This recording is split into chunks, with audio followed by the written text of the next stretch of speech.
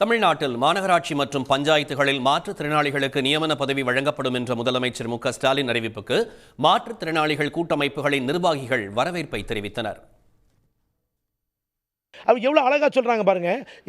மாற்றுத்திறனாளிகளின் குரல் எல்லா அதிகார மன்றங்களிலும் அதிகார பகிர்விலும் இது போய் சேரும். அவர்களுடைய குரல் அங்கே ஒலிப்பது தான் சமூக நீதி. சமூக நீதியில் சமூகத்தால் ஒடுக்கப்படுகின்ற சமூக இயலாமைகள், சாதிய ஒடுக்குமுறைகளுக்கு உள்ளாகக்கூடிய ஒதுக்கப்பட்டோருக்கு மட்டுமானதான் இல்லை சமூக நீதி. சமூக நீதி என்பது உடலால் ஒடுக்கப்பட்டவர்களுக்கும், அதாவது ஃபிசிக்கலி டிசேபிள் பீப்புளுடைய ஜஸ்டிஸ் அவர்களுக்குமானது சேர்த்து தான் அது சமூக நீதி.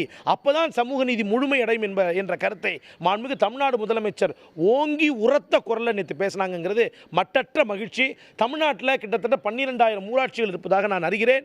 அதில் எல்லா ஊராட்சியிலையும் தேர்ந்தெடுக்கப்படாமலேயே ஒரு மாற்றுத்திறனாளிக்கு ஒரு இடஒதுக்கீடாக ஒரு கவுன்சிலர் பதவியோ, ஒரு வார்டு உறுப்பினர் பதவியோ, அல்லது சென்னையில் கவுன்சிலர் பதவியோ, இந்த பொறுப்பெல்லாம் கொடுக்கப்படுகின்ற பொழுது மாற்றுத்திறனாளிகளின் உரிமைகள் நடைமுறைக்கு யதார்த்தத்துக்கு வருவதற்கான வாய்ப்புகள் 2 மடங்குல பல மடங்கு ஆகிறதுங்கிறது தான் யதார்த்த உண்மை.